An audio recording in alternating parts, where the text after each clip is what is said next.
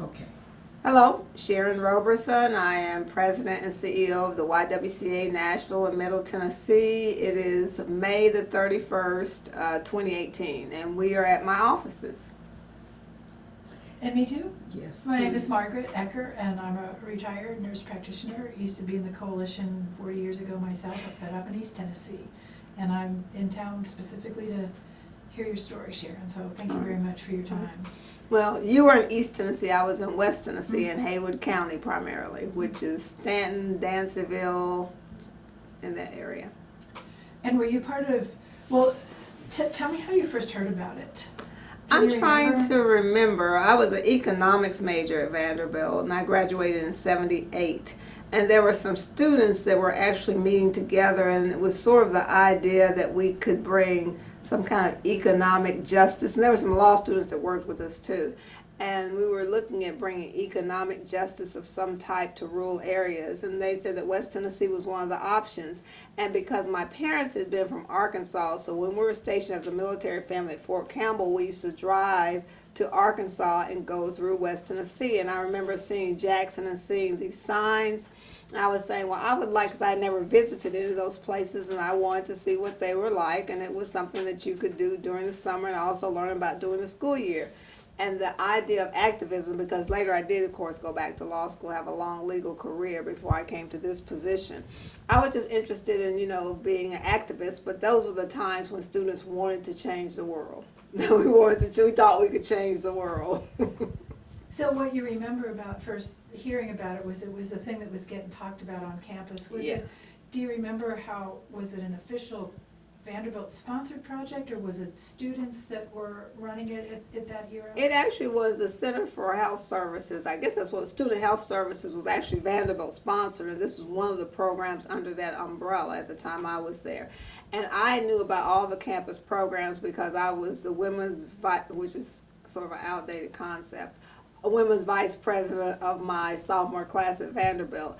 And it sounds really good because, there were very few black, as we call African American, I still like the term black students at the time at Vanderbilt. But what I realized later in life is that the whole vice presidency, female version of it, was because it was assumed the president would be a male, and so they kind of made sure there was also some female representation. This was being very liberal back in the days. At least you weren't the class secretary. I know, that's true, but I thought. So you heard about it, and what you heard was that it was going to be some kind of a social justice program, so that attracted you. The area of the country, Yes. which was West Tennessee, attracted you. And then once you decided to do it, how did it unfold, what you exactly did and who you got up with and where you went? Well, I remember going through this process of people being selected, and you had to have a certain academic standard. I don't know, but that was okay. They wanted to see your real interest and how well you would get along with the group. And they really took us through what I know now through adult lenses was really whether or not you could tolerate the racial environment that you were going into. It wasn't the formal training that, right, the sit-in movement. It wasn't that formal, but there were some aspects of it, as you know. There's really a lot of segregation. They're still there and things like that I thought I couldn't believe that, because I was thinking that at this point everything was integrated. Here I was, a black student at Vanderbilt. I didn't realize there was this whole society that even though the laws had changed, that there are a lot of vestiges of segregation that really both black people as well as white people honored and just went along with, even though no one was forcing the issue. And that to me was unbelievable when I got to West Tennessee. So it was an eye-opener for you. As opposed to being drawn to what was going on, you were kind of startled by what was going on. Yes, because the Rights and Benefits Counseling, we got all this information about various programs that were available for people. Various health programs. You get free health screening, prenatal care, even birth control. I mean, all these health services we had knowledge of. And we were supposed to help people navigate this through the public health system. That was primarily what we did, and talk to them about nutrition. We had different information we could hand out and talk to them. And when we first got there, I thought, well, this is going to be very easy. We explained to people where you go. We would go with them to these offices. But the thing I always will remember is in the public health services building, you could sign up for your services. At the front of the building, they had window air conditioners, and everything in West Tennessee during the summer is super hot and muggy. They had window air conditioning, so the front of the office stayed cool because the window air conditioners were in the front. The back was blazing hot because there weren't any air conditioners. It was closed off and stifling. All the white people would sit in the front, and the black people would sit in the back, just by custom, or I don't know why, because I was saying, why don't we move up front? There'd be seats. Why don't we move up front? Because I was an air conditioner girl. We probably bought the original air conditioner in my household, my family, when they first ever were made. And I was thinking, why don't we move up front? It's so much cooler. But people would not. The people that I took, they would not move to the front because it was ingrained in them. That was a place for white society. And they just would not move up forward. They just would not do that. And they would not make eye contact, all these things that were so foreign to me. But you realize I was at Vanderbilt. And I was around, hanging around, living in the dorm with, some of the elite white families of the South and of the Northeast. There were a lot of Northeasterners at Vanderbilt. And I could not believe that people still felt as though they were not equal, or they could not at least take advantage of a system. And they were saying, well, I don't know if they'll give that to me. And that side of it, the black side, was more striking to me because I was brought into the situation with the expectation that there'd be racism coming from white America. But when black America really sort of acquiesced to the discrimination, that was difficult for me. What do you think they thought of you? That I just didn't understand. And some of the older people said, you don't know, you better watch yourself. And they would give out these warnings, but see, I did not have the backdrop that I have now. And I look back on it of, people being swept away, people being shot, people being lynched. That part of our history, I did not even know. I knew there were dangerous things that had happened. I had a vague recollection, but the way I know now, I did not know. And so the idea, I was fearless, I guess, fearless. And I was the only girl on my team. All the other guys, men, and we stayed in different houses. And we'd be at nighttime on these dark rural roads that don't have anything. There's no one around, no anything, and I didn't think anything about it. Were the students mixed race? Were there white kids over there as well? Actually, my group in West Tennessee, there was one white student, all the rest were black. And the model of the coalition that was operative when I was in it was these health fairs. And we often had law students. Up in East Tennessee, it was about rights for coal miners. Oh, yes. And benefits and rights for coal miners and law students. Even just law students were able to make a lot of progress in helping people navigate all that.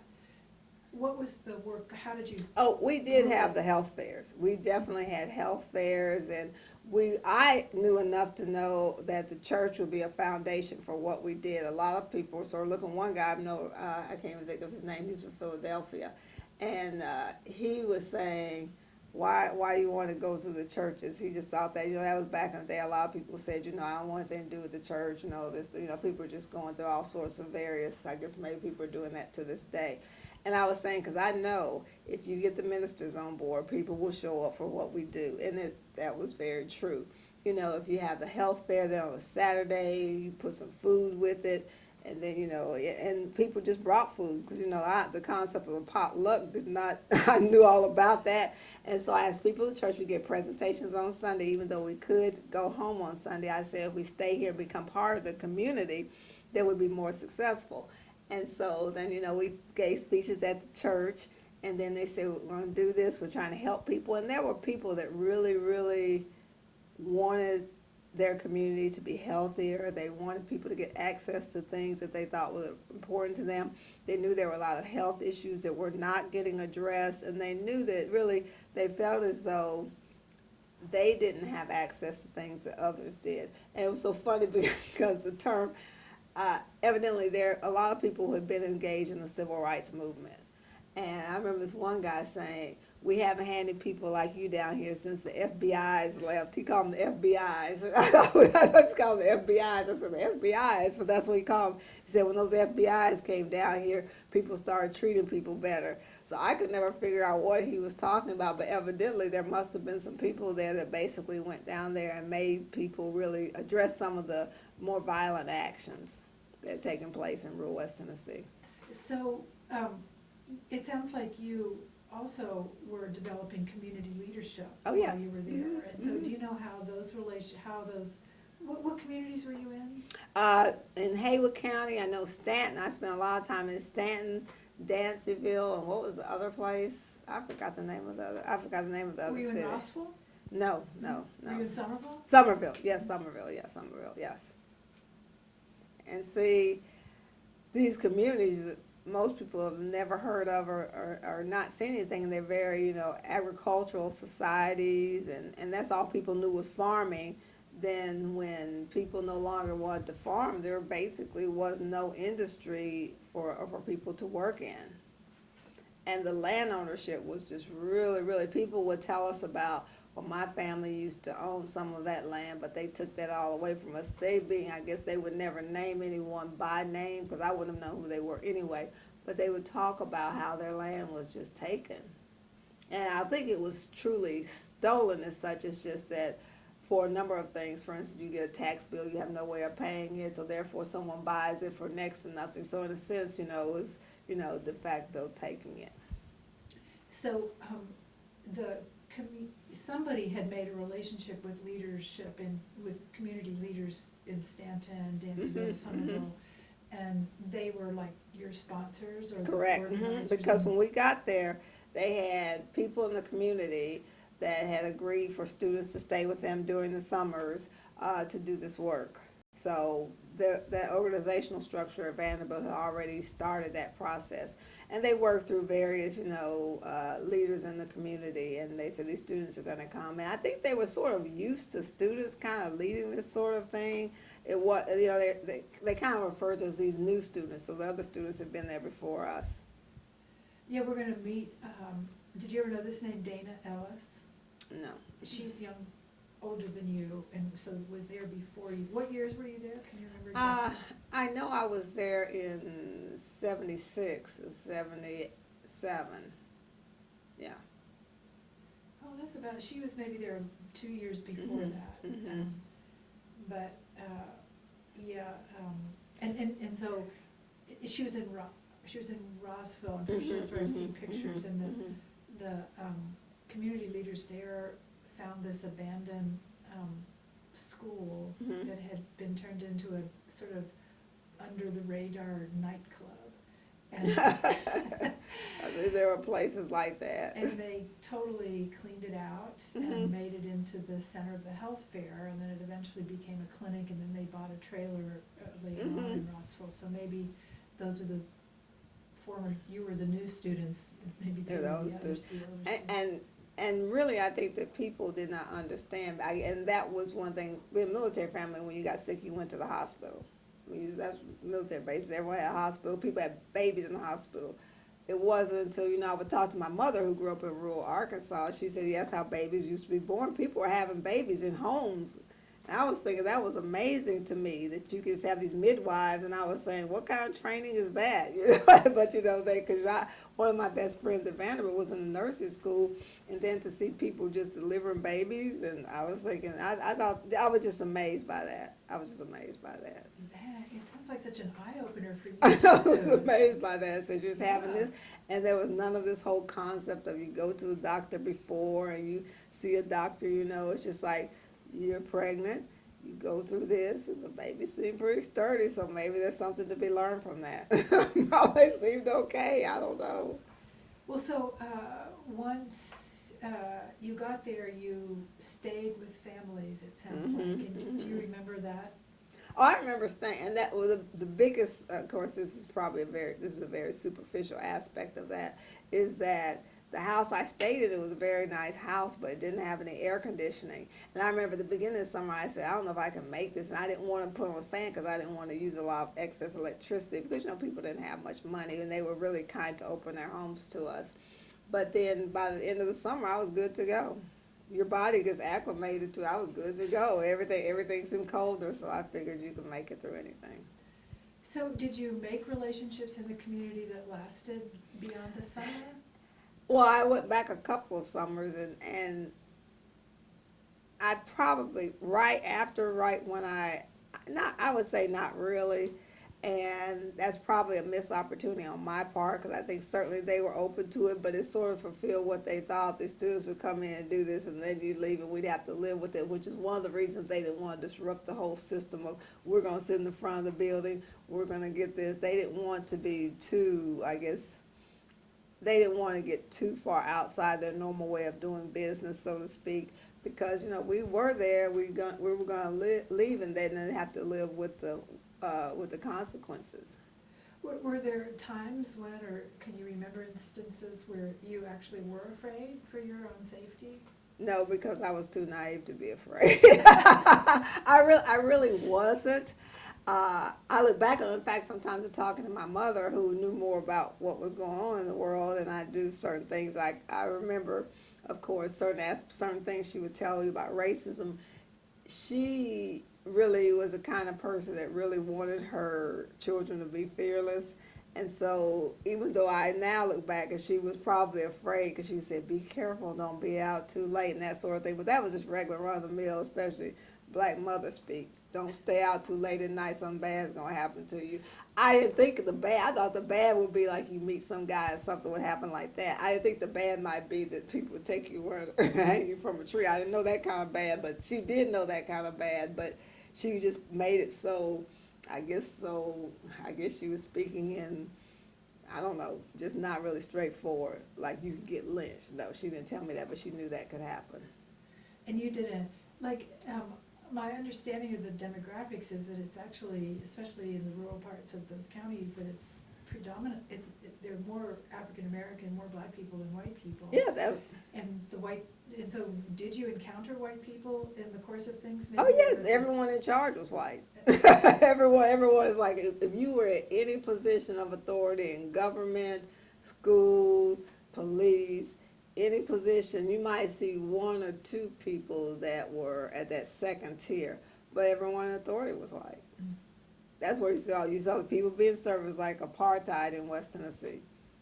They were back in the day before they were in front of the air conditioning. Mm-hmm. I mean, that's just the way it was, and I thought that was kind of mind-boggling. Mm-hmm. There were a couple of people who were teachers in the areas, you know, like when you got to the churches, there were teachers in the area who were, you know, black teachers. And so they were health fairs, and did they provide screening of? Yes. And then if somebody needed follow-up, they would figure that out. They're supposed to go to the health clinic, if you can call it that. Now, in hindsight, it didn't offer too many services, but it was better than nothing. And actually, I would dare to say that even though people did not have a lot of access to health care, they were actually probably healthier than a lot of people are today. Because, you know, basically people had gardens and they pulled fresh vegetables. And someone would bring us things like, I want to thank you for helping me. They bring us something, you know, that we have to cut and cook. But it was just like the vegetables from the garden. And they would, you know, if they had, you know, pork, it wasn't pork you found in the grocery store. Who knows what happened to it. It was actually a pig that was slaughtered, which I'm sure is a lot better than what you would get from, you know, a grocery store. And so people were, by and large, there were some chronic illnesses that people really didn't understand, of course, and those weren't good. I think really one of the most striking things is now in hindsight seeing that a lot of people probably suffer from significant depression and some trauma they had faced really affected them, but we didn't know what it was called then. But there were definitely some people, like some older people, they don't talk anymore. They would just tell us they don't talk no more. But they were just depressed. Now I know what that is, but back then I just thought it was someone that for whatever reason they just quit talking. Well, I was going to ask what your impression was of the most common clinical things that they were seeing at the health fair, but that's interesting that you point that out, because, you know, if you ask that question of the people up in East Tennessee, the answer's not that different. It was a class thing more than a race thing. Oh, yeah. There was definitely people in charge and people not in charge. And people knew where they stood, and this is what they agreed to, and this is the way society was going to be. And I guess maybe it was some level of comfort, except for that one person that thought it wasn't fair, and then that blew everyone's mind. But there wasn't, like, did you see, were they seeing, like, parasites in the children, was malnourishment in the children? No, I guess they were eating pretty well. They were eating actually pretty Yeah. good. Food was kind of in abundance. You didn't see a lot of people, maybe in Appalachian, East Tennessee, because of the circumstance they were in, you may have seen more of that. But in West Tennessee, people ate pretty good. That's Did they one have- thing that people could do Was is eat well. eat. Did they have bathrooms inside? Depending on the Depend- people. Some yeah. people didn't. The house I stayed in did, but some people did not have indoor plumbing or indoor bathrooms, no. And you went back a couple of summers in a row. Hmm. And did you stay in touch in the in-between times when you were in school? Well, we actually did have different things. It was more of a school-based. The school really kept us engaged about what was going on, what we were going to do the next time and planning out. So after you did it once, you were engaged in bringing on the next group to plan what you were going to do the next summer. And we had these grand plans about how we were going to, I guess, solve all the health issues of West Tennessee. And then a lot of people were really into, we need to really change basically the race issue. A lot of people really, they sort of wanted to move away from all this get people healthy stuff, which is they wanted to get more into, we were, attacking racism and class system, and how. Your peers at Yeah, the peers at Vanderbilt Vanderbilt wanted to get away. To dig into the political issues or the civil rights issues. And health was like an avenue to that for them. Yeah. But they didn't want to They stop really with didn't it. want to do health. They really didn't want to spend much time on health. And you have to realize that people then were becoming aware of what was actually going on in South Africa and that whole apartheid movement and what you should do. And then they were thinking, well, this is a lot like that. And somehow, some people were very radical. That's why people did it. I mean, people were very, I guess, the more radical side of people at Vanderbilt. And so they really wanted to do more for civil rights. They saw themselves as the next generation of civil rights activists. The thing about it, though, is that by and large, I don't know if people were just tired or why, but even with voting, because some people were big into we need to get people to vote, vote, vote. But there is such a thing as a poll tax. And it wasn't until my mother explained how it worked. My mother was a school teacher in this place, Augusta, Arkansas, after she got out of college. And when she went to Augusta, Arkansas, she was explaining to me how a poll tax worked. Because I said, what is this thing, a poll tax? What is this tax you have to pay to vote? It was so bizarre. But what it is it really is a barrier to you voting. It truly is. Now, she wanted to vote so much that, because she was a teacher, so she had a lot more money than the average person. So they said, in order to vote, you have to pay this money. And a lot of people, they say, well, I'd rather have a nice pair of shoes or a new dress. And so I'm not going to pay my money just to do that. What good would it do? But so unless you were really, really, really wanting to vote, and you had enough money, you just basically did not get to vote. And there was also this system that was sort of strange. Hopefully this does not, I'm assuming all this is gone. You never know about the world. But mass voting, like one person could vote for several people. Mm-mm. That's a concept. Did you know that? Yes, you could vote for everyone that worked together to place. This person could cast a vote for several people in Oh, these my rural goodness. elections. And so I didn't understand that either. I said, well, how can this person vote for all these people? And they said, well, they just let them do that. They say it's okay. So I was thinking maybe it was kind of like some kind of proxy type vote. Because I had economics class. I was thinking in terms of, sort of like what you do for stock, You fill it for out board and of give it to directors. Yeah. somebody and they- So I thought maybe it was like that, but then later on I found out that wasn't the case. It was just some kind of trumped up system where you can marginalize people and not get them to vote and vote. So the same people, so that's how you have majority black, but the people elected are white. And did you see that in West Tennessee? That's what I heard about. Now, Yeah. I didn't actually see that in practice, but they said, well, he's going to vote for me, because when we got down there and started talking about people getting ready to get them organized enough so when elections would come around, let's say later we weren't there, they'd be organized and ready to vote. They were saying, well, Mr. Such and Such is going to vote for me. And I was like, how can he vote for you? But that's how they do it. That's how they did it, hopefully. Surely, not of all the things we've seen happen, surely that doesn't still happen. But if you can see how even after the whole society was supposed to be integrated, people's minds did not become integrated. and their ways of thinking. And we were thinking by healing their bodies, which at that time was actually the stronger part of them. Their minds we didn't even worry about. Their ideologies and all those sorts of things we didn't even attack. We should have been doing that versus the others. You should have been doing that versus the Yeah, health because care. all we seemed to be doing, really in hindsight, was just facilitating them moving into a system of, because we called it rights and benefits counseling. Mhm. We call it rights and benefits counseling. And so what we were doing is helping them access systems as opposed to letting them understand why, and maybe we doing all we could do, why they had a right to be a healthy person, why they had the right, to all the things that, come with being an American citizen. That's a fabulous concept to ponder, that you were actually walking into a community that was actually probably pretty healthy in Yeah. their bodies. Mm-hmm. Because in East Tennessee, they were not healthy. Yeah, I mean, yeah, that's a very They were different sick. environment. And so. Were they in coal mining and all that? See, that's part of it, so we didn't have and- that. And it was deep mining, and it was deep Oh, mining. yeah. It was unsafe Horrible. and terrible to your Mhm. health, and then there was no place, there were little gardens, but anyway, it was and so the idea there was that health could be, and would give us, we were always in my Mhm. cohort, it was always interested in politics as well. We wanted to empower the Mhm. disempowered, but, so healthcare was like an avenue to that. Mhm. But it's such an interesting thing that you're saying, that Mhm. it was a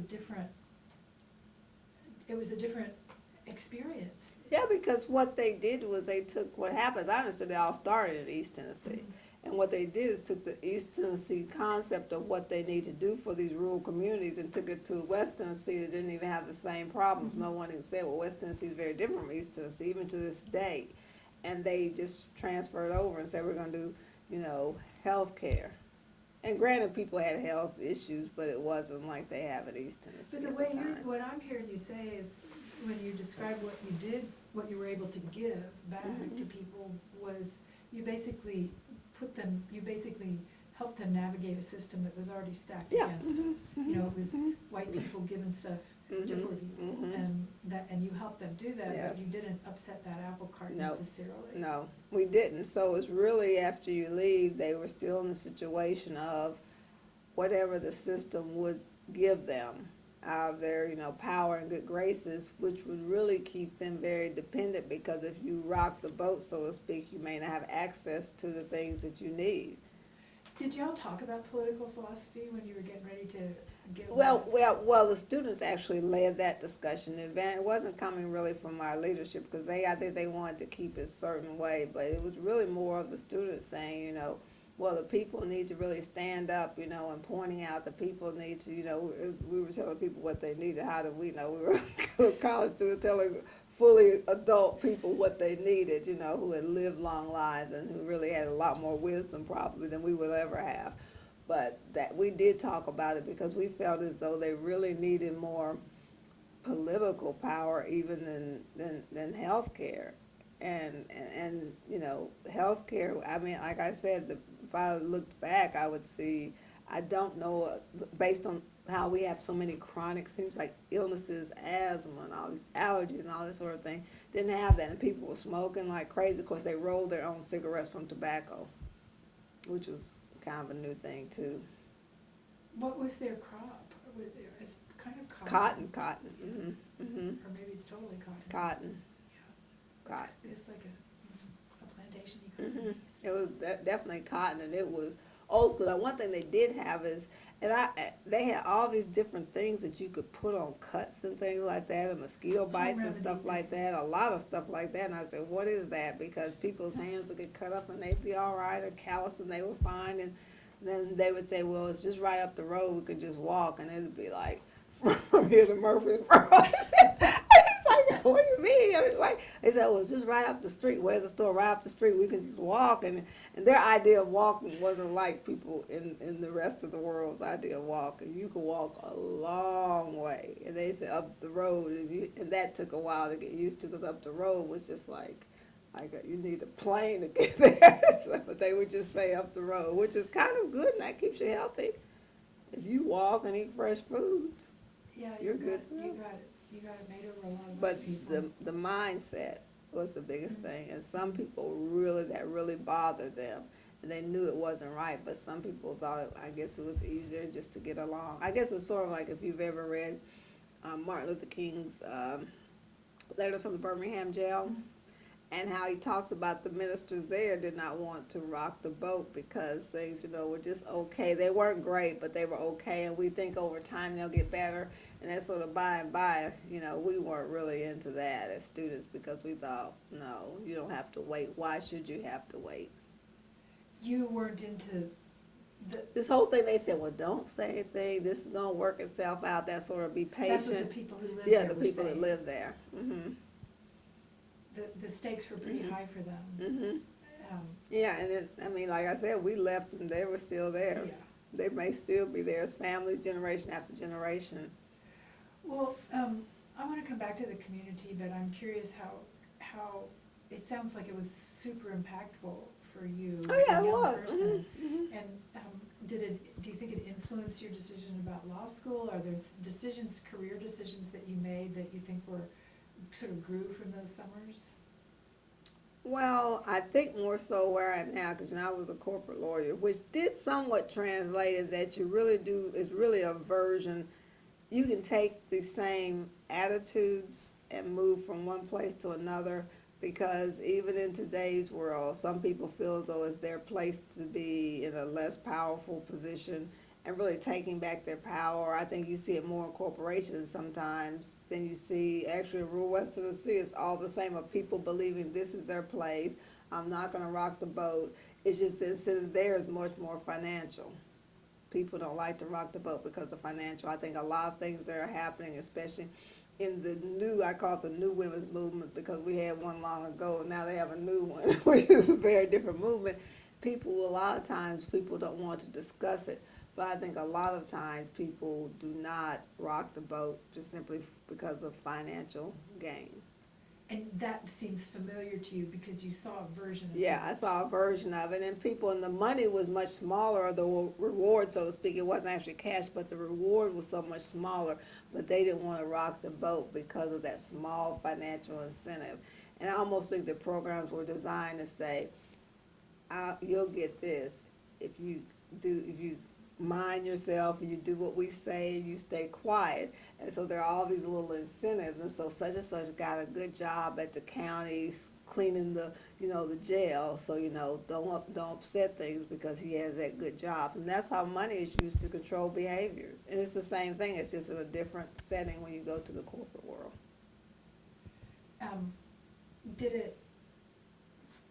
So you came from the corporate world not too long ago, a couple of years ago? A year and a half. 2 years, Year and a half. not even 2, year and a Mhm. half, yeah. And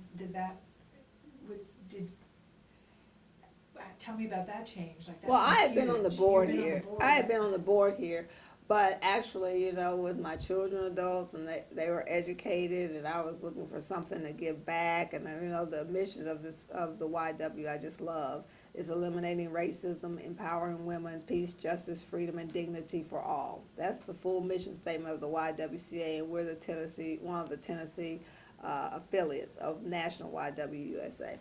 And it just really resonated with me because there's always been that side of me, and I guess that's the reason I was going to rural West Tennessee, for the same reason. Is I really think that you have to empower people. You have to have them to take back their power and to say, no matter what their circumstances.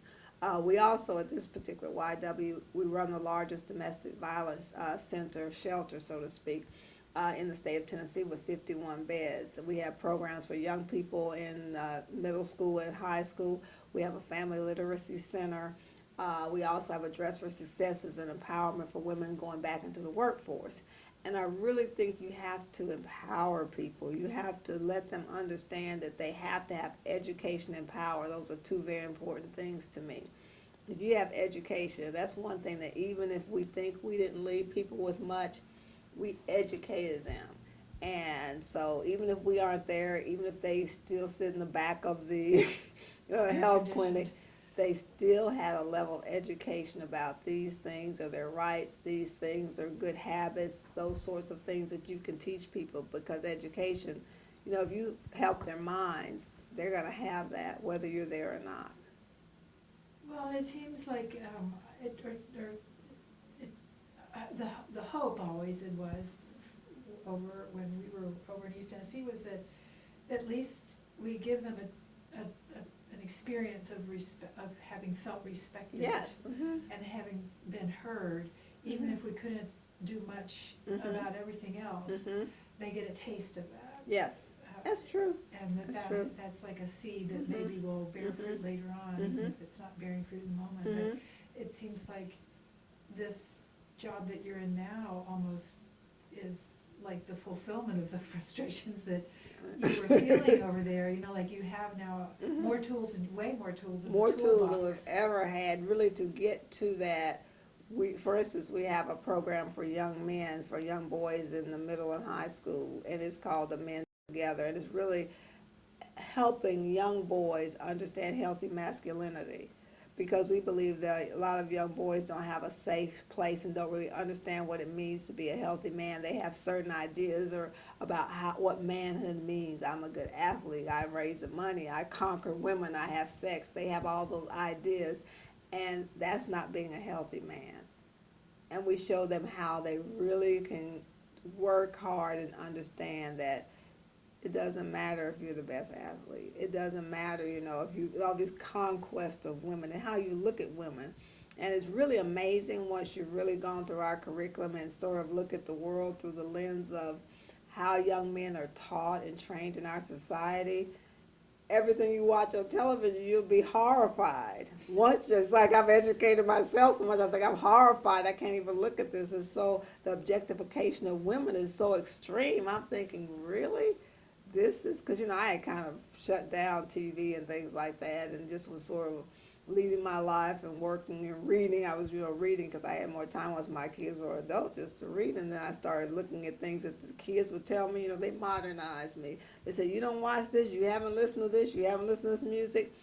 When I did, I was at our domestic violence center, and this little boy, I was going there doing some activities with the kids in the shelter. And I said, he said, can you play this song? I said, well, is this kid friendly? That's what we say, is this a kid friendly song? He said, yes, kid friendly. I listen to it all the time. So on my little phone, iTunes, I started playing this. I was like, I said, wicked, this is not, but so if you're listening to little bitty children are listening to this thing, and the way that they talk about women and relationships, how do you expect them to act differently once they get older? And then, then the young girls are, programmed to believe, oh, this is cute, he likes me because he's acting this way, and next thing you know, you have a toxic situation. And we can do better than that. Well, yeah, it sounds so, it's such a rich end to the story, or, compared to the beginning over there, to have come up with all those great, like I said, tools in the toolbox. They're richer, but you also seem more like confident and ready to tackle it, like, no, we're not putting up with that music, or yeah, we're just not going to do that. And it's and unpopular with a lot of people, just like it was unpopular then with a lot of people. They didn't want us to tell people about their rights and benefits. They didn't want people to demand what they had the right to as tax-paying citizens of the county. They did not want that. People to this day, well-meaning adult people, I don't know if they're well-meaning because their actions are so contrary to well-meaning people. They really don't want you to rock the boat. They think it's just fun, the kids. This is the kids' music. This is, the kids, the way they act, And I was saying, well, what about the young girls? When they see how women are treated in these music videos, it's all fun till it's not. And then when something devastating happens to the young girls that they'll have to have that trauma the rest of their lives, it's no longer fun. And even if people on television, if they're acting or whatever, it's just not fun anymore. It's just not fun. Are your kids lawyers? No, my daughter works for Penguin Publishing. She's a book editor, senior book editor at Penguin Publishing. My son is the computer. I'm a double door. That means you have 2 degrees from Vanderbilt. He's a double door too. He went to Vanderbilt. D-O-R-E, Commodore. Commodore, yeah. I thought it was like you went through the door twice. No. He's in computer science. He works for Accenture. He does state-of-the-art computer programming. One of the things that he is working on now, which is one of his side things, he always has these ideas of he's going to hit this computer program. It's going to be wonderful. I said, well, you're working for this company, so if you do it on their time, it'll belong to them. It's this face recognition software that's connected to emojis, because they found out that people with autism can't recognize facial expressions, but they can recognize it through emojis, and so it would translate that for someone with autism or something like. So this is the way he described it to me. You cut this from the tape. But Interesting. it was interesting. So that's what he does, you know. Yeah, and so did they have any kind of, I'm trying to get at what, like, if you had a group of freshman students at Mhm. Vanderbilt in front of you right now Mhm. that were trying to think of something to do for Mhm. the summer, would you recommend this kind of summer work again? I would, in fact, both my daughter and son have do their volunteer work, and I guess because they had to do so much of it, because I did volunteer work all the time I was working. So, you know, I would tell anyone, if you want to volunteer, grassroots, hands-on, working with kids in health fairs or the Boys and Girls Club, just take your kids with you. They'll be there with the other kids, and they'll do the same things. So, as my daughter, she lives in Brooklyn and works in Manhattan. She works on different clinics, really working with in her volunteer works. What's this, Cambia, C-A-M-B-A-I? I think that's the name of the nonprofit. And they basically help women understand sort of their rights as far as health care. And it has an element of it that, you know, is somewhat scary, in that they also work with having them, you know, so some women decide that they want to terminate a pregnancy and they want to go there, and they actually help the women and shepherd them and talk to them, because there are some places where people protest outside that can be very daunting, so they actually help women there. But they do all sorts of, you know, counseling and help with women who have various health crises, breast cancer, all sorts of things. My son does hands-on Nashville. He's a very outside type person, and he helps build things. If you wanted to say, let's go over here and do some work, he never did gardening at our house. I don't know how all of a sudden he's doing all this for hands-on Nashville. He said, why don't you come to your parents' house and do some hands-on in Brentwood? But he likes to do different volunteer work for hands-on Nashville. But I don't know what Vanderbilt does. I don't keep my finger on their pulse Mhm. anymore, but what I gather, there's not a student health center, there's not a center for health services I anymore. know. And I don't think that it's, one of my old professors that we interviewed, who was seminal in getting us Mhm. together at the beginning, said that he thinks one of the big changes is that in our era, there was a lot more anger about what was Yeah. going on Mhm. than there is Oh, now. mhm. Not that people are Oh, yeah. complacent, but there was a kind of unspecified anger, just global anger at everything. Mhm. But the other thing was that we did it outside of the routines of Vanderbilt. Yeah. Vanderbilt Mhm. was not really, eventually we wrote grants and got some. Yeah, big Vanderbilt gave us house money there. to do some But of in it, the but. beginning, the Mhm. first 5, 7, 8 years, it was very, it was almost anti-establishment. Yeah, It well, was that's the like, way don't- students work. Yeah, yes. And so Mhm. that, the volunteer experiences are still available, but it's almost routine now. People do it because they have to do it to graduate. They have to have a certain number of hours Yeah. volunteer. Mhm. And so there are these sort of prepackaged things that are a lot glossier. Ours, Mhm. I'm not saying ours was better. I'm identifying a difference in, trying to understand what we did and does it have how to understand what we did in the context of what's going on now. We were just grittier and looser, like we didn't really know what we were doing. We walked into. People just wanted to really change the world, We and that want- was very different. Vanderbilt has changed substantially from when I was there and when my son was there.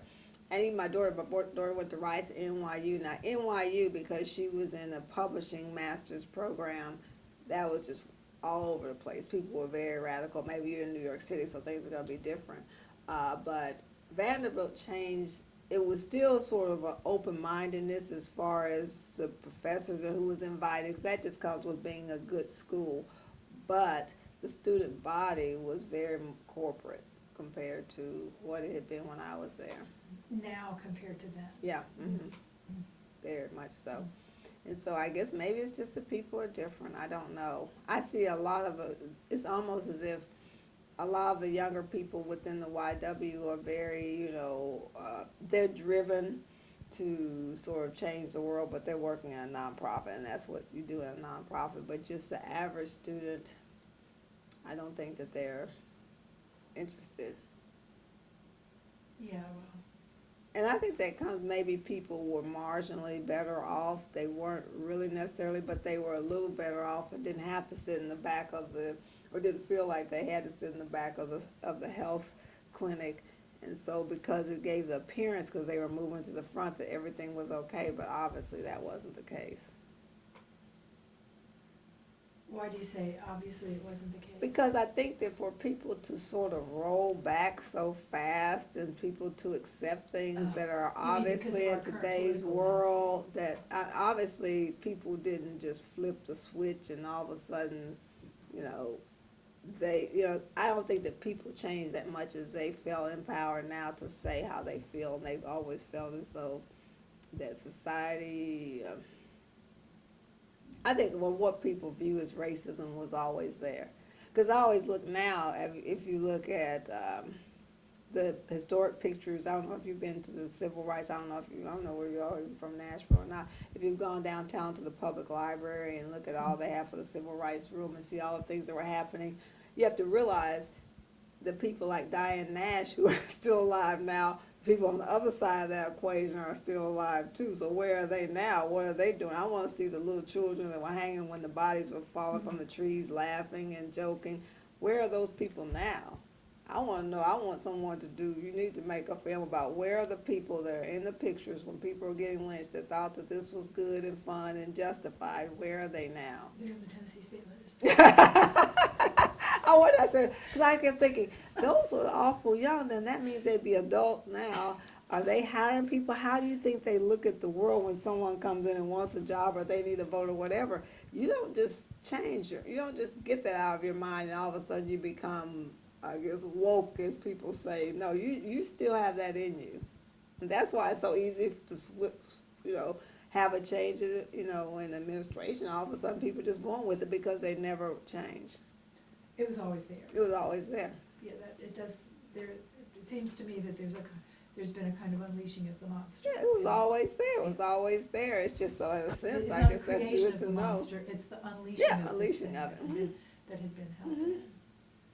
Well, on a personal note, one of the biggest sources of hope that I have is when I see 20-year-olds who are registering voters and, you know, doing what they need, those kids from Parkland, you know, that, and it resonates, it feels like, I wasn't that good of a person, I didn't get that much done, my life has been what it's been, but it was a good beginning, and it was a beginning full of anger and angst, and I know. and we're not putting up with this, we didn't know how to do it, we obviously Yeah. didn't know how to do it, we didn't do it, I know. but I feel I like. know. That's kind of sad. Well, You look at tried. the work you're doing, I mean, it's amazing I what know. you're doing. I know, but it's amazing. You think about, you were fighting so hard when people have those health conditions in coal mines, and now people are fighting to go back in the coal mines and not really realizing this is killing you. This is absolutely killing you. Let's look at an alternative. And people saw those as good jobs, the economics of it. Such and such got a house and had a family and raised us on that. And I mean, I just don't understand that whole dynamic. It's really difficult for me. And just look at all the work. And you knew, how many years ago was that? You knew those coal mines were killing people? So. Here's how, you probably don't need to hear this story, but I was back here for a couple of years trying to help with Medicaid expansion and doing some grassroots organizing around that. Mm-hmm. And I went back up and reconnected with people that I had known a long time ago up in East Tennessee. And here's how badly they hated Obamacare. They needed it, you know. Oh, yes, how well I know. But here's how badly they hated it. They said, you know, here's what's going on, Margaret. Now if you can't, when the sheriff stops you for speeding, if you can't show that you've got a health care card, they're gonna take your guns away. I mean, that's the depth of craziness of how much and it was Obamacare, right? Yes. That they didn't like. And I'm just saying the ability to harbor Yeah. and then for those old feelings to get tapped again, I don't know. Yeah, well, basically what it boiled down to is voting against your own interest, because the people that really needed health care the most are people who were so against the change. And so I just figured that it's just something, it's almost like a separate category of mental illness, that is, it's just a form of mental illness. And this whole, I mean, it just boils down to race, and that racism is, to me, a form of mental illness, and it should be treated as such. Well, and maybe the way you're telling your story too, it leads one to this conclusion that, well, I don't know, I'm not a political scientist by any stretch, but I do care, and the world's falling apart, and it's terrible to watch it. So, but maybe what's at the heart of the matter is that it's not a political philosophy or a political movement that's gonna save us. It's just plain kindness. Yeah, it is definitely that. It's basic civility toward each other. I think that people have to get away from this whole, this is the Republicans, this is Democrats, that people really need to, I wish we didn't even have those labels, so people could be more civil and not have to say, well, I'm a Democrat, so I have to do this, I'm a Republican, I have to do that, and come to the table beyond politics and just learn how to treat the next person right. And, a lot of corporations now have figured out that when they were worried about the Civil Rights Act of 1964 and what that meant as far as liability to them, which is, I tell financial incentive is everything for a lot of people, they figured out that really what the issue was is that people were not being civil to each other, and therefore when someone did something to someone and they happened to be in a protected class that the Civil Rights Act covered, they said, well, you must be treating me like this because I'm a woman or because I'm black. And sometimes it was the case, many times it was, or they felt more free to do that because you were in that certain classifications. But sometimes it's just people not being civil. Mm. Sometimes people have lost sight of that. Mm. They've lost sight of, just basic human decency. But still, like I would argue, it was at the heart of what you did over in West Tennessee. Mm-hmm. Was Mm-hmm. take that expression of respect. Yes, and yes. And really, not, I don't know how we managed it, but because I'm kind of bad at it now, but it seems like it was completely absent of arrogance or condescension. Mm-hmm. Those were not in the air either. Mm-hmm. So. And I will say this, a real strong foundation that I had growing up really served me well in West Tennessee was that basic foundation of respect, especially for elders. And that was a hard and fast rule, which I wish that more younger people really understood. That basic respect for the elderly people, helping them carry their things, just that whole concept of, just basic respect, because they do have years and they do have something to teach you. And we definitely went in there talking to the elderly people about, well, what do you feel about this? And some of them they were really sometimes the more open than even some of the younger or middle-aged people. So I guess they figure, well, they have to lose, they're about gone anyway. I don't know, they're sort of like, well, I won't be here that long, but I want to tell you this, And they really did seem to appreciate, and they really did think it was good that the students were coming down. Is there, like any one particular experience or relationship that you had or thing that you got for somebody or exchange with a person that still stands out vividly in your Yeah, memory? in fact, one of the women I live with, I can't remember this woman's name, I have a picture somewhere, if I ever found it in my parents' house, of me with her. She was actually, I think she must have been legally blind. I don't know if she was totally blind, they said that she was blind.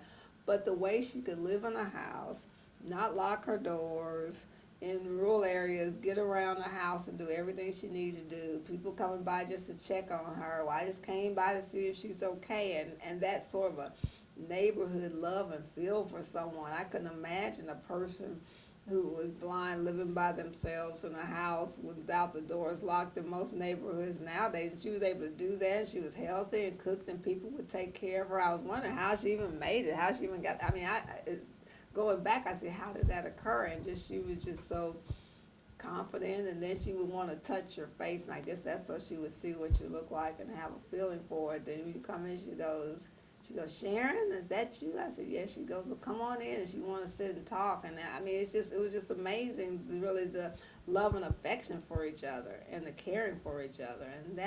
And I guess if people saw that today, they would be amazed, but It took a village. people did take care of people. And people did, And I guess that's, on one hand, I know the times were really bad as far as the discrimination and racism, but there was just a lot of love. So when people say, why would anyone live in, rural West Tennessee, it's because there's a lot of love there mixed in with the bad. A lot of love for each other. And you saw that in Oh, yeah. this Oh, yeah. person Oh, and yeah. felt it. Do you think she knew you were black? Well, I told her I was. I mean, she didn't know. She did. I was. She couldn't tell by feeling. No. Was she black? Well, yeah, we were definitely in a segregated type situation. In fact, the one white person was with us, stayed with the white family, so I just, don't ask questions, just go with it. You just go with the program as it's presented to you. And I wondered about that later in life, but, at the time it seemed natural. Do you remember the names of your team members? One of them, Jerry Washington was one. Curtis Pingram was one. Curtis actually became a lawyer. Jerry became a lawyer too. Jerry Washington, Curtis Pingram, you can probably find them pretty easily. Rick Hicks, he was actually the one that was from Pennsylvania. Now he had gone to Storm King, which was this boarding school with Jerry Washington. Jerry was actually from Mississippi, I believe. And so he's the one that actually told Rick about the program. Rick wasn't even a Vanderbilt student, but he came here to work in the program in the summer. Rick Hicks. But Curtis was actually a law student. With you? No, you weren't I was law student. undergrad and he Yeah. was in law school at the time because law students worked alongside of us. Right. And so, did you know Erwin in Ben- school? mhm, You were in law mhm. school together? He was older than me in law Yeah. school, but I knew him because he was one of the lawyers doing this program. I was an undergraduate student. Okay. What's Curtis's name? Pingram, I forgot, it's Pingram. Pingram, I guess. I think that the 1976 year we have a gazillion, because everybody's thinking about it, and Vanderbilt kept a lot of them, found year-end reports, but for some reason the year-end report for 1976, nobody can put their Really? names on it. Yeah, so these names are really valuable. Probably shaky. I don't know. But Jerry Washington would be a really good person to interview because Jerry was kind of like a quasi-leader of our group, even though he was a little bit older. I think he was a year older than me, but but Jerry Washington, he would be good. Is he in town? He's not in Nashville. What else, Bernita? What specific rights and benefits were you teaching? We were talking about all that you can get from the health clinic. You can get free screening, you can get dental exams, you can get eye exams, and they even have a program to get you free glasses if you qualified, and get just physical exams if you were pregnant, that sort of thing, blood pressure checks and things like that. But the rights and benefits also, they had programs, and some of it was, I guess, typical welfare programs that were there at the time, how to fill out the paperwork, because some people really were not literate, so they could not write. And so you would go there and you ask them the questions and act as a liaison, because actually what they would do is I remember giving people these forms and the people could not write and could not read. And so if you give them a form and they say, well, you have to fill that out before you can get anything, we actually sit there and fill it out for them, asking them the questions. They would sign with an X. Did you write a rights and benefits handbook? We actually had we had booklets and things like that taught us about the programs, That because most you of us had were not somebody, familiar. y'all had Someone created? at the Center for Health Services had written it out, because they knew based on what was legal in the state, these are the benefits people have access to based on certain criteria. But the way people were, they could have gotten all these benefits, but the benefits were actually being funneled towards certain people. Mm-hmm. And a lot of because of the lack of literacy, that was one of the reasons why people, it was just ridiculous. You're sitting there, here, take this form, and people can't read, so you can't write, so they said, well, they can't get any benefits. But all of a sudden, we were filling this out, I could tell they didn't like that. It was apartheid so deeply baked. It's like, how do you do that? And so therefore, if someone comes in, and probably the ones that can read and write really need the benefits less. But because they can read and write or have someone around them that can, then they get the benefits. And that's the barrier for benefits, that they are basically haven't been educated. It's kind of sad, isn't it? You said that you initiated some things at churches. Do you remember the names of the churches? I don't remember the names of the churches. Or the ministers? I really don't. And was that something you started, your Well, group? our group, we just said that it just made sense, you know, if you grow up around, black churches, they were just what you do, and that, people will show up, and ministers were actually, at that point, I guess they still are, leaders in the community. So you either had, the teachers and the ministers, that was basically it. You think that was something your group started doing? I'm trying to think, I don't know why we initiated it. I mean, it just seemed natural. Maybe someone else did it before, but I know for our group, that's just where we knew to start. They would go there and say, who meet with the leaders of the community. The leaders of the community were the ministers. I mean, that's just where they are. And ministers were very, civil rights oriented then. I mean, they basically said, we need to make sure that our people get their fair. They were very civil rights oriented. And are there things that you think that you initiated other than that maybe things that your group started, or specifically that you did? I can't really remember. Not that I can recall. It was sort of, just really keeping ahead of getting the paperwork done for people, trying to get people to understand, organizing the health fair. But that's fairly easy if you get some people to show up and do things.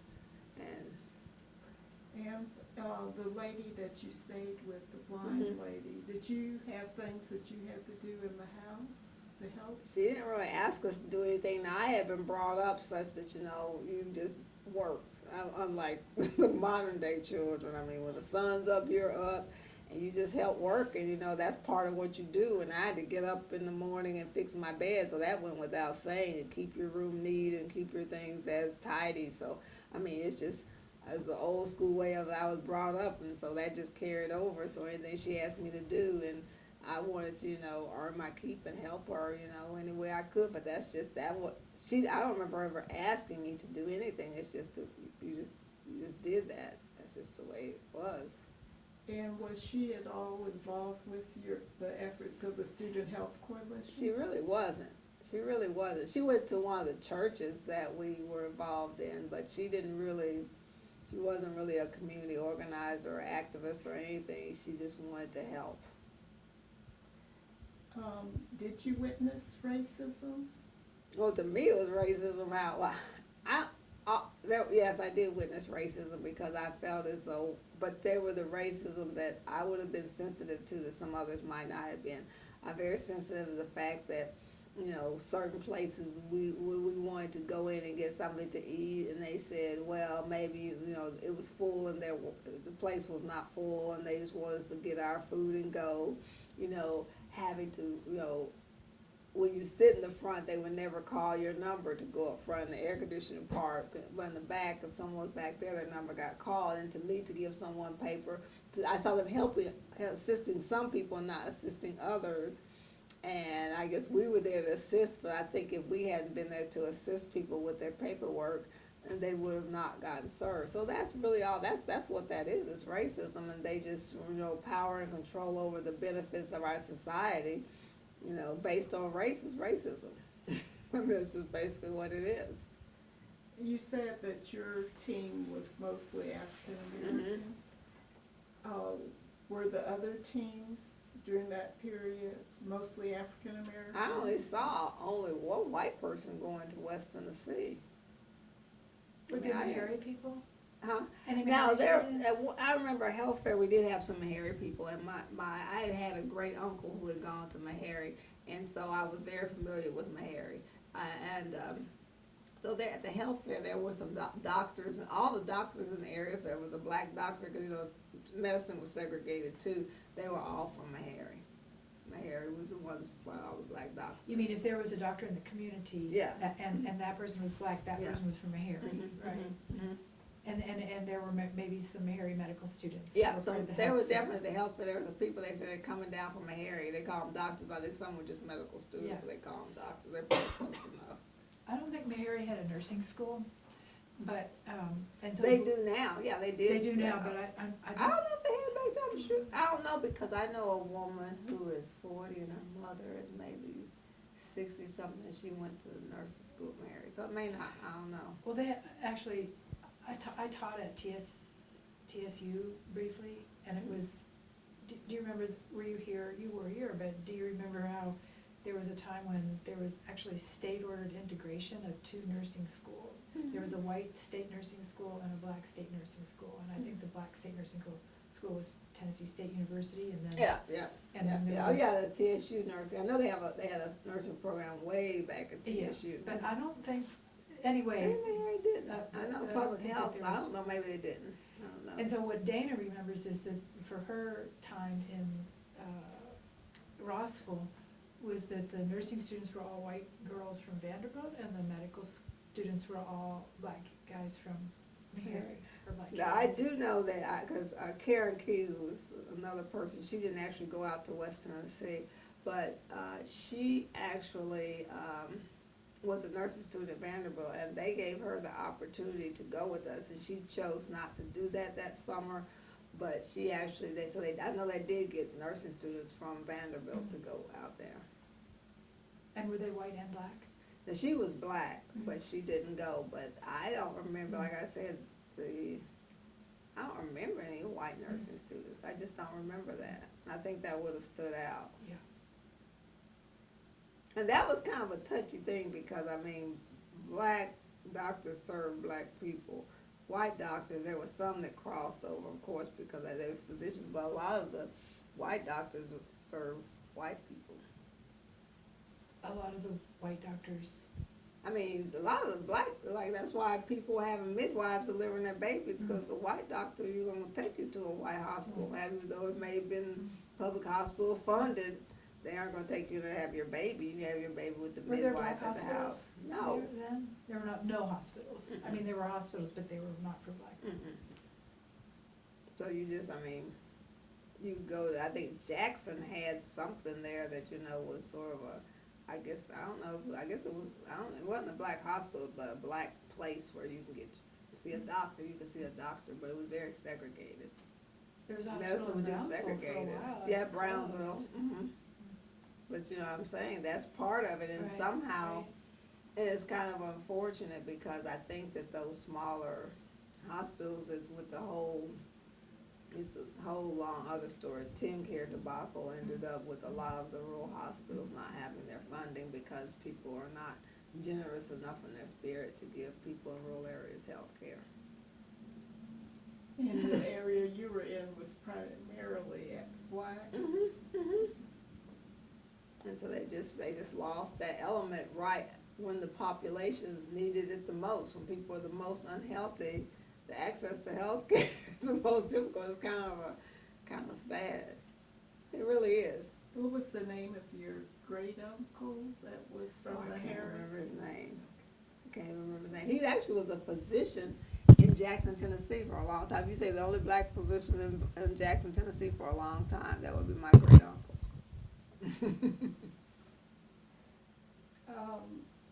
You weren't married at the time? No. I What didn't. is your full name, with your maiden name? Kendall. Sharon Kendall Roberson. Kendall is my birth name. Roberson's your married name? Yeah. So they would know Sharon Kendall. Tell me what your first day was like when you got there. Well, we were getting used to things. I remember people really gave us a lot of food, which was good. They had food ready for us, and they had a big spread for us to eat. All the kids were eating up before we went with our families. It was kind of sad though, because I was the only girl in the group, and I had to go off, and a couple of the guys, they were in homes together.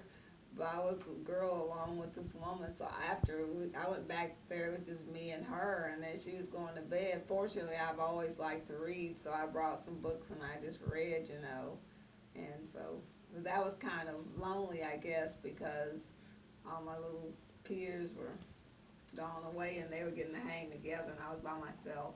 Were you frightened? I don't think so. I mean, I don't remember being frightened, I just felt being lonely.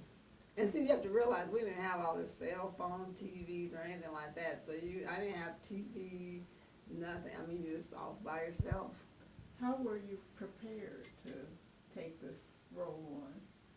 Very, I guess they just assume you could do it because you could talk a good game, I guess, so to speak. You know, you seem like you were, you know, because back then people were, you know, activists, and you could say, you know, I want to go out here, I want to do this, you know, and it was almost seen as though you were, you know, going to change the world, and so you just win, and so it didn't seem as though you needed much. I guess people were a little sturdier. You kind of just to complain, you just kind of do what you have to do to survive.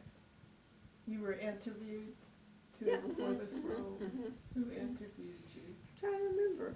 I remember, oh, I can, in fact, I can see his face. He was actually a faculty member, and he was in the school of, I forgot what, I guess it was arts and sciences, but he taught, I can't even think of his name. I have to look, if I look back and look maybe the old archives of pictures and saw this, I would recognize him. It wasn't Charles Scott. No, it wasn't Charles Scott. If you say the name, I'll remember. I'll recognize if you say the name. So when you say names, I say, yeah, that's it. Okay. And he did, and they were just selecting students, and students that were interested in doing this kind of work. And It wasn't Bill Dow. Did you know Bill? no, I know the name, of course, because I remember he was a person, like almost the iconic person that founded and started all this back in the day, so I knew who that was. But no, it wasn't him. How about, what did you take with you? What were you told? Were you told to take specific things? No, you just took comfortable clothes. I guess they were afraid that the students might not have good manners, maybe, I don't know, but they act like, make sure you're respectful, you know, and all that sort of thing. They talked to us like that, but pretty much we kind of did what you had to do. Have you seen that video with that sweet story that one of the people, like your person you stayed with, she's like that, but up in East Tennessee, and she's very much, you know, 80 or 90 years old now, but probably 90. She says that, because we remember that we had to lengthen our skirts. and Well, we they had did to wear talk to us, they did skirts. talk about, now that's a different matter. They did talk to us about attire, you know, no halter tops. I remember the no halter tops. That was a big thing. I was like, well, it's hot, you know, but, you know, I guess you can wear a halter top despite it being hot. So, you know, then and it's so strange. They said no braless. I know that sounds kind of strange, but back then a lot of people did not like to wear bras and, you know, that sort of thing. So they really talked to us about being, I guess, more modest than a typical student might be back in the day. They said no bras, or No, you had to wear a bra. braless. You had could not be to- braless. Oh, okay, that's what I was thinking. But she said that she could remember that when the boys showed up, the boys had to cut their hair. They Yeah, they agreed want to us it. to be very conservative in our. And she said, I remember noticing that the backs of their necks were also white because they had just cut their hair. Oh, it was a different time, and they Mm. want us to be, you know, very, represent the school, I suppose. I don't know. What were some of the home remedies? Do you remember any? I don't know. They had all these jars of things. I know that honey could do anything. I figured out back then that honey could do anything. Honey would just do it. Whatever you needed help, honey could help you. And it's Did like people raise bees? huh? Did people have bees? I mean, Do they you were remember raising that? bees, but how they got the honey was natural honey, so I guess Maybe they they knew just a way went of out in the doing woods it. and I got don't it. know. And even that, I wish I could bottle up what they used to spray for mosquitoes and mosquito bites, because they just made up this stuff for that, and it worked pretty well. So I don't know what it was. I just figured if I had been smart enough, I would say, what is this? I just took what people gave me and just worked with it. So, but they had all sorts of things, just put this on it, because, you know, I don't know if you've ever been in rural West Tennessee, but it's very, they have rice too. Rice is another thing that's out there. It's very wet and moist and muggy and buggy. But really, by the end of the summer, it's kind of like you were just immune to the bugginess. Also, you knew when the sun was down, it's time to get out. Don't just sit outside with the sun down, because that's when the mosquitoes just really party. That's when they do. I mean, it's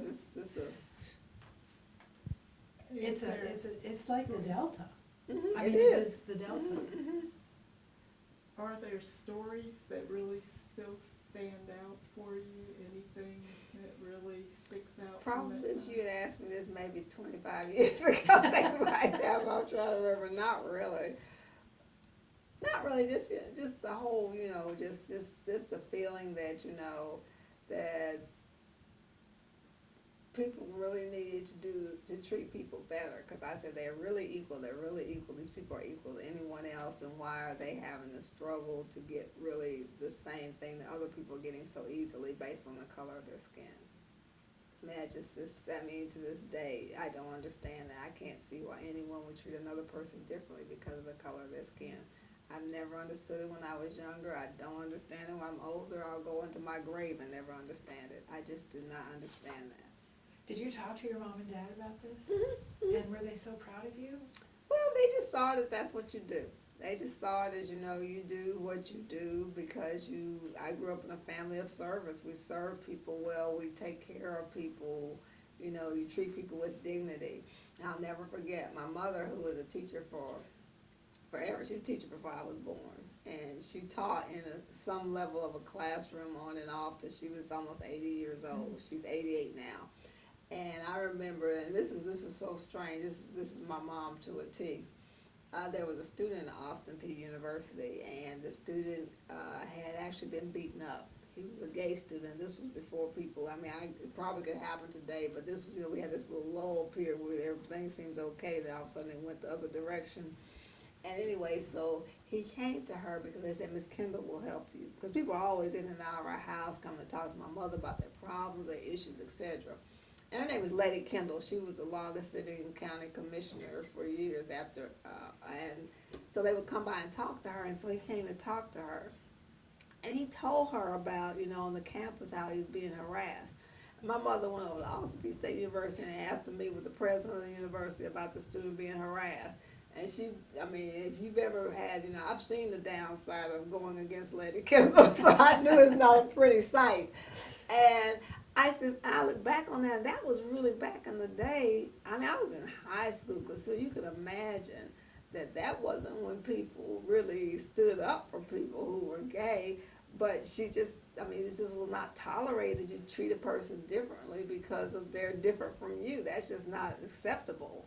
And to this day, it's just not acceptable. Even if you don't agree with someone, you just don't treat people that way. It's unacceptable. It's just unacceptable. They shouldn't be tolerated. What happened? Huh? Things didn't totally lighten up, but the school was so afraid that I don't know why they were so afraid that something bad would happen to them, or that this political power that she had would somehow treat them negatively, and she was just on it. He was constantly coming by, and she was checking on him. So just to increase oversight or putting in the spotlight, they were so afraid because he was getting physically beaten up. He was getting physically beaten up, and for that to happen, that's not going to work. So her going there Just changed. with someone else looking at it, change that direction. That really is telling to me, and that's why some of our kids in our schools, because we have several children in our Girls Inc., especially our Girls Inc. girls. That's a program that's goal is to help young women become strong, smart, and bold. Mm-hmm. And a lot of our girls, are Hispanic, and it is awful. I've talked to Dr. Joseph and his staff because these girls don't need to feel as though they are threatened. They don't need to feel insecure. They don't need to feel as though, that they don't fit in this country. And it is just really, really, if you see what is happening in our country through the lens of young women and young men, it is horrific. It really is. They are so afraid, and they are so stressed, and they think they're going to be separated from their parents, because what you see is these other people, they look in terms of, is this me? What is the pride that you feel in what you accomplished those summers?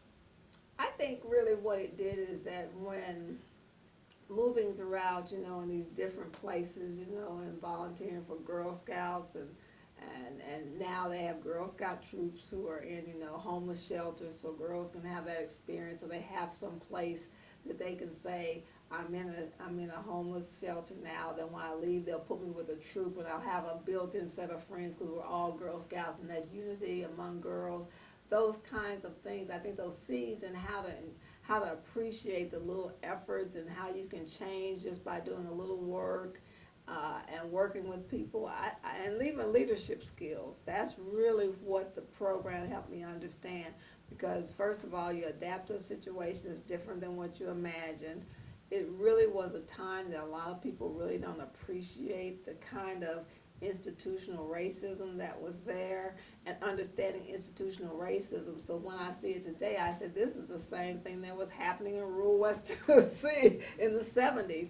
It's that institutional racism, which is really, really something that people need to address, even more so than individual racism, because it's hard with individual racism, but the institutions like police, judicial system, schools, those institutions cannot be racist, and that's, I think, it's the best way to attack racism, is to attack institutional racism, and that is something What's the best way to attack it? To look at the institutions, to change institutions as opposed to individuals. Mm-hmm. Individuals is really hard to address racism, but its institutions are part of the racial construction, or whatever you call it. It's part of your race, of your institutions. If you have institutions that work against students of color or women, those institutions really can do more harm than individuals, because individuals do make up institutions, but the institutions should not be able to carry out racist acts. Mm-hmm. You should not say, for instance, I'm not going to help you with your paperwork because you're a person of color, but I'm going to help this other person so you can't get any benefits, because the educational institution hasn't really given you the ability to learn, because at a certain age, because of the dire poverty, you were made to go and work in the field, and it wasn't important for you to be educated because, your people aren't going to do anything anyway. That's institutional racism. Were the schools integrated? No. Because they were separate. Mm-hmm. I couldn't understand it. In fact, I thought that when schools were, in fact, I was surprised when I went to Vanderbilt that some of the students coming from Vanderbilt had gone to segregated schools. That was a surprise to me. Some people in Mississippi, they had gone to segregated schools and they were coming to Vanderbilt from the schools. Now, they had some good teachers in those segregated schools. They were learning some good lessons in those segregated schools. But I thought that when schools were integrated, that schools just got integrated. But that's not what happened. And that's not what happened. When did you start Vanderbilt? What was your first year? 74. And students were not. In fact, I have a friend from Macon, Georgia, and she's younger. She's at least 5 years younger than me. And in Macon, Georgia, when she first went to Spelman, she came from Macon, a segregated high school. She said what happened in Macon is as soon as there was integration, all these little small Christian schools popped up, so that really the only people that were in the public school system by default, it wasn't a segregated public school, it's just that's all that was there. I said, it what was do you think? segregated by default, because everybody else was at the Academy of Saint something or other. Yeah. And I couldn't look, I said, Kim, you met the, because I thought that everybody else was in integrated schools, but she wasn't. I guess it was technically integrated, it's just that. Does it sound familiar to today? Vanderbilt, the first black student in the undergraduate school was my year, Perry Wallace and his crew, 1966. Vanderbilt wasn't kind of Perry until recently. Now all of a sudden everyone's like Perry Wallace, but Perry had a different view. It took him a while to get healed from his injury, from his psychological issues with Vanderbilt. I came to the book signing here, and we spoke. I was the president of the women's student government, like you were the vice president of your class. But I ran on a platform of abolishing women's student government. Because you did, why would it be separate? Yeah. Because why would we need a separate government? We have student government and we have women's student governments.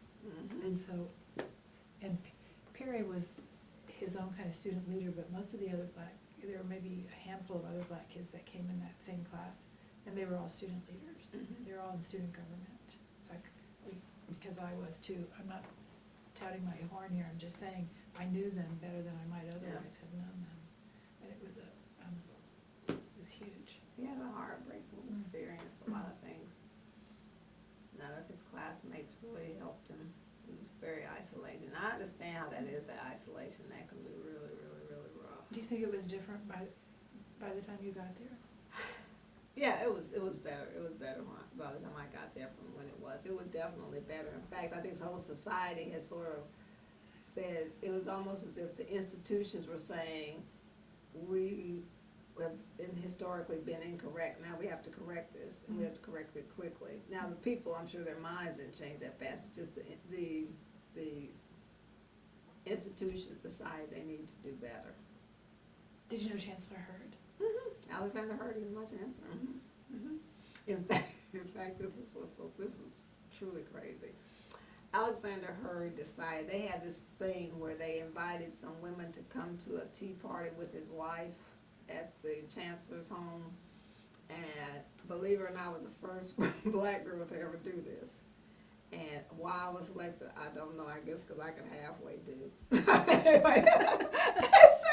And so I'll never forget, my mother was like, you need to wear this, and my grandmother gave me this little set of pearls. I'm sure they were fake, but you know, she said, you need to wear those, you need to pull this, you know, put your hair down, because at that time I had afro, you need to pull your hair back and do all that sort of thing.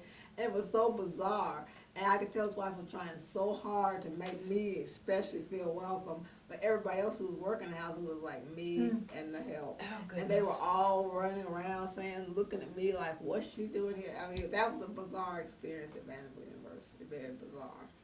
And while we've been doing this thing, the girls with the wife is, you know, it just is what it is. I put that in the category of life's experiences. It was. What happened the day that you left that area? You left? Well, they fed you no matter what. And, you know, I think that's probably why people are the way they are now, because no matter what, people always said they had good food, you had to send you with a meal, they had to be nice to you, etc. You know, that's just what people did. I remember this big meal, and they were glad for the students, or some more students going to come next year. They were looking forward to that, and they just thought it was so good, and so, I mean, that's what people did. Even to this day, I guess, in the South, people feed you.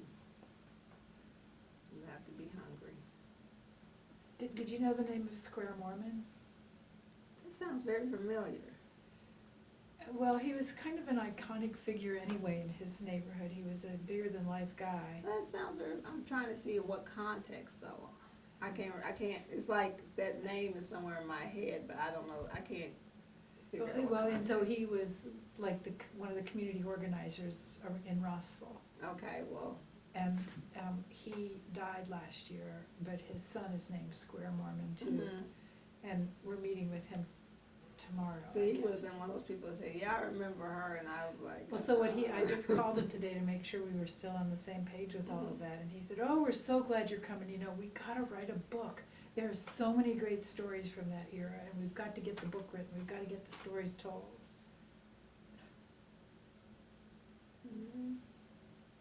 That's you, he's remembering.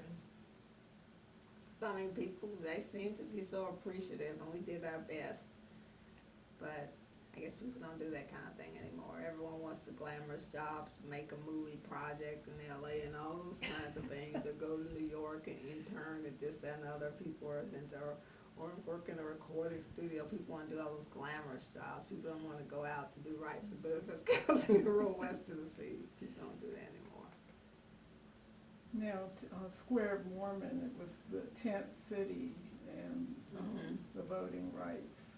And you're speaking of them voting in Blocks. team. Ask them about that. So Where, you know, the that's person that, interesting. for instance, if you work on their farm, you know, you don't want to miss some time for work to go over there, register, and do all this voting stuff. I'll take care of you, and they took care of them. Were You know, these- which is so amazing now that everyone's so into you. We need to know who votes and who has what idea, who wants this, and nobody was worried about it then. Yeah, that's a great story. Ask about that, the Yeah. whole thing Yeah. about who voted for whom and how did other people vote for each other. Because I think they would even know about that. You would know about that. Were they all African American? Yeah. Except the person voted. Well, that's what I meant. No, the person voting was white. Well, that's what I'm The casting of the wondering. vote was white. You know. So And that's, they was almost like, okay, well, you know, Mr. Such and Such is gonna vote for me, and so they just, so it was kind of a just, So baked in. just so people just assumed and just thought it was okay, and and then if you're taken care of, and I would say in a sense though, maybe they were happier than people are now. Everybody seemed happy and content to have their little picnics and eat their food and dance and sing, and I mean. But that's a way of controlling the vote. They probably were not given. Well, I know they aren't, but but I sometimes I guess there's a level of ambivalence because I think that people are trained to believe that this is all that they can have. So maybe in order to reconcile that and not go crazy, because you believe it or not, I think that some people, just for rural areas that get really eccentric, they do that in reaction to, they know that this is not all that it should be, and so next thing you know, they think that they're crazy or whatever, but that's how their minds have really had to go. It's what they've had to do to accommodate To live, a thing that they survive. just can't possibly Yeah, because change. they can't. That's why you have a great writers that may come out of there because they're just saying, this is this is not going to work for me, and so their minds just start really being creative. That's a great theory. You should get a PhD. I Write that really up. do think that happens to you. Because if you think about it, if you have this, especially if you understand how trauma affects the minds and how some people, with the trauma that they've been through as children, they just almost blank out certain elements of their thought process. Your mind can adapt to anything based on trauma, and racism is trauma. It's traumatic. It's a lot of trauma.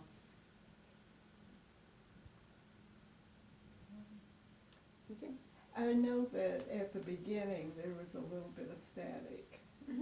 I wanted you both there was just about 2 minutes before. I think I'm going to have to change this. Okay. But I wanted you to, now I brought it back. I didn't notice that. Okay. Okay. So, can you just both introduce yourself? I did get you to introduce yourself again, Sharon, already, but just that first 2 minutes where you were sort of setting things up so that we'll have it Who on am tape. I again? I don't know.